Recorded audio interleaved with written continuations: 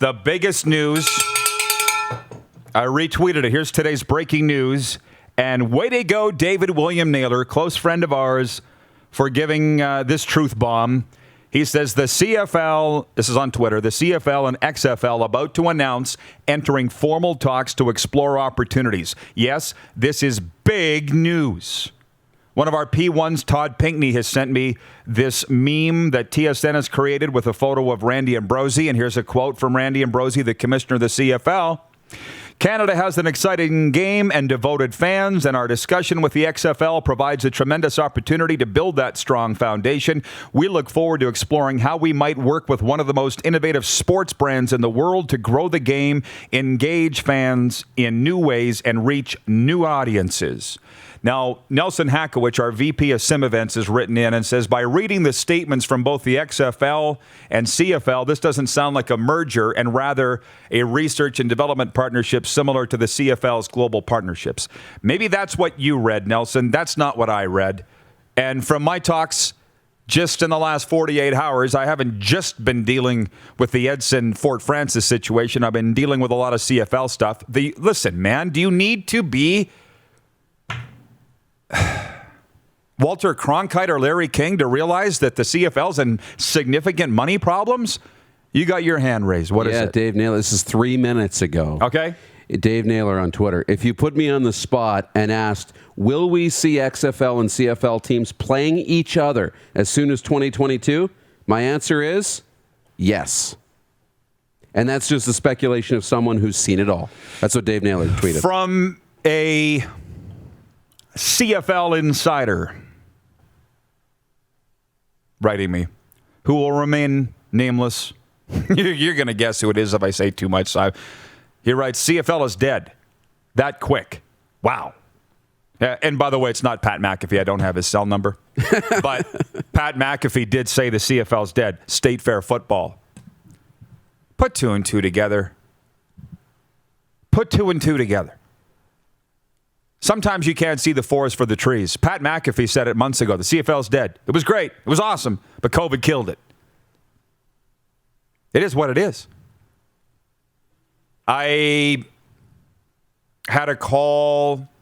Obviously, I'm tiptoeing through the tulips here. Be careful what I can say. But I had a call from a guy whose brother resigned from a community-owned team's board and just said the finances are they're done.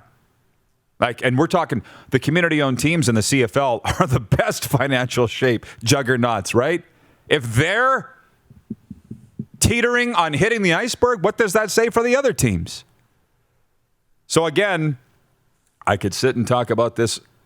Oh, this is awesome, awesome, awesome. Awesome reaction here from people on the comments. And that's what we do here. Come here every day and have coffee. Mm-hmm. Jack in Alberta. The XFL and CFL together is the greatest news I've heard in over a year. This needs to happen, folks. On the flip side, James in Borden, Manitoba says, I don't want our league to lose its Canadian flavor.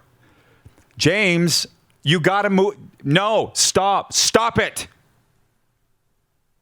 These guys have run it into the ground. End of story. And actually, I feel bad for a lot of people in that league office. I really feel bad for Randy Ambrosie. This has been decades of bad decisions on the CFL that have just been dumped on the pandemic. You know? It's a big carpet. Right. Oh, everything. Former CFL guy, because there's a lot of us, wrote me the other day and said, don't let a good pandemic go to waste. Blame all your problems on the pandemic. Now's the time. Can you imagine back in the CFL? We don't want to lose the CFL. Just do it like baseball. National League, American League. Whoever's hosting the World Series, we're playing with the DH this week. Next week, we're not. You know. Okay. Is it? Are we now getting into it? Oh, yeah. That same guy. Here's our conversation. I'll let you on the inside of my text conversation with this CFL insider. I'd love to say more, but you're going to guess who it is. He goes, CFL is dead. That's quick. That quick. Wow. I wrote him back. Maybe And he wrote me, yeah, it was the long one. And he writes me back, dude, it's a merger. I'm like, I know. But I've only been saying this for years that it should happen, and here we are. CFL's dead. I just said 10 days ago, and guys, my brothers, turn off the show for a second because this upsets them. But it just reminds me of my mom who passed away from cancer in the summer of 2019. It reminds me of that. You know, we're all on these hopeful wonder drugs, and she was in the 5% that they worked for, and we're going to extend her life, and she's going to come back. And at the end, it's here. It's over. And I think that this guy in Manitoba, James, who says, oh, I don't want to lose the Canadian flavor. It's dead. Wake up.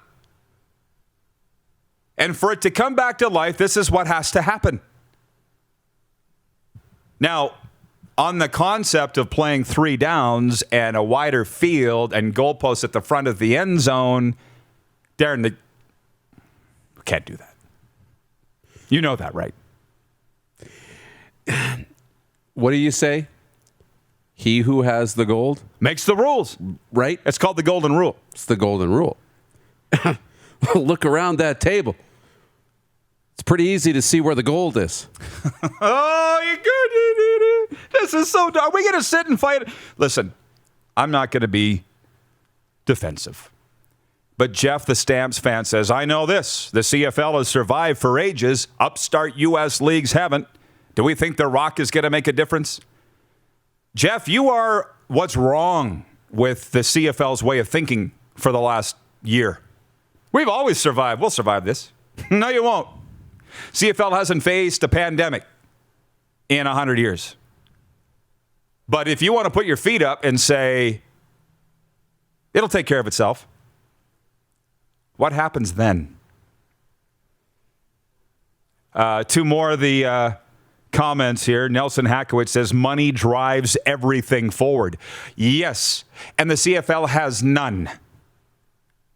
What did Leo Roughton say here yesterday? The NBA is playing because they've got the global assets. They've got the money pouring in from around the world consistently, and that's why they were able to play and stage an all-star game. And to Randy Ambrosie's credit, I spent far too much time. When I'm not thinking with this Bernie Lynch stuff and dealing with his victims, I've been thinking about the CFL, believe it or not, and I don't know why. But foreign investment is a thing. And that's what Randy Ambrosie's trying to do with both players and money. The problem is the European leagues and Mexico, I think, to a certain extent, they're like, why would we send our best players to you? That weakens our league. He had the right idea, but as I said to Randy, I think it was in an interview, Yao Ming, when he came from China and really kind of started that global thing, he was on par with NBA players. He was an all-star.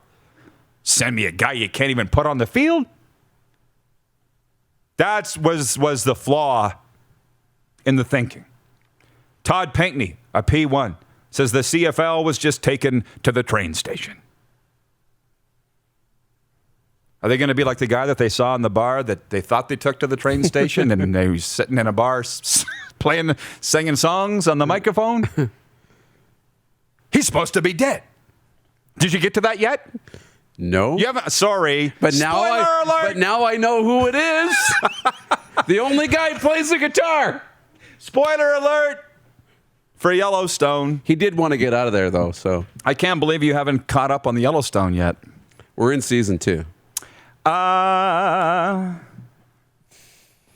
Where's Kevin Costner when you need him? Todd Mogi in Winnipeg says this is the best news the CFL has seen in years. Obviously, I agree. Keenan McGillis writes in, it has to happen. No way the CFL can do it alone. We needed this. Hashtag CFL is dead. Nobody's celebrating that at all. But I believe that's where they're at. The financial picture is that bad. And they've been doing as much as they can to keep it secret and out of the news And to recap, if you just logged in or just turned us on, what this means, and Naylor tweeted it himself, he believes by 2022 the CFL and XFL U.S. and Canada teams will be playing against each other. What I think he neglected to mention in there, if you read between the lines, is there will be no games in 2021. Because The Rock, the second he bought the XFL out of bankruptcy, he just said, we're not playing until 2022. It was easy for him to do because they had no employees. Everybody had been laid off and their contracts terminated. CFL couldn't do that as easily. However, for all those that draw a paycheck in the CFL right now, they should probably be, I'd be excited. If I was a coach, if I was a marketing person, here we are. How many times have I said it? We got the Tampa Bay Vipers coming to town on Sunday. Forget about the Ottawa Redblacks. We got the Tampa Bay Vipers coming. And then next week, the Houston Roughnecks. That's exciting stuff. Mm-hmm. Really exciting, and to have that marketing power behind you. And you start doing this, and you have The Rock's name attached to it, but you have these major American markets, and you become this real big, true North American brand, and do it the right way. There's an opportunity to really, now you're going to think I'm crazy, but I already did. To rival the NFL. It's not going to happen right away. That's nuts. But to start to build something that might actually be a threat, right? Or be a true American football league, like American Hockey League to the NHL. Wow. To do it the right way. There's tremendous opportunity, but you're gonna really build that North American brand, and I think that's exciting. Well, I'll say it again. It's an interesting talk of a merger between the CFL and XFL, which is exactly what it is. What did this guy say? He's like, dude, it's a merger. That's what he said. Hey, CFL, don't get on your knees for these guys. You still have the 100-plus year brand. You would agree with that, too. Oh, yeah. Like, I would say, hey, Rock, maybe you should change your name.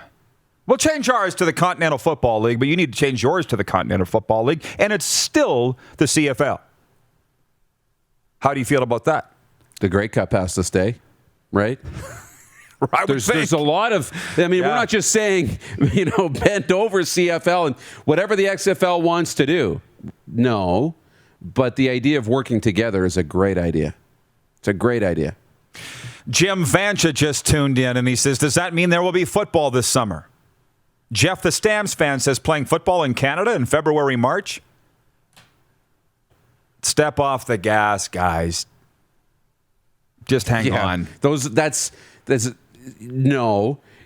Again, working together. And the fact that the XFL wants to work and have conversations with the Canadian Football League shows that they see tremendous value in the brand of 100-plus years Canadian football. Well, I'm going to tell you this.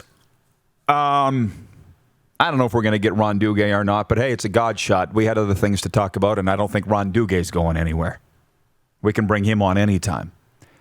But I had mentioned all these options of a Continental Football League where you're going to have to say goodbye to the ratio. We can't have one football league that is 100% Americans and another football league that has 60% Americans. It's not going to work.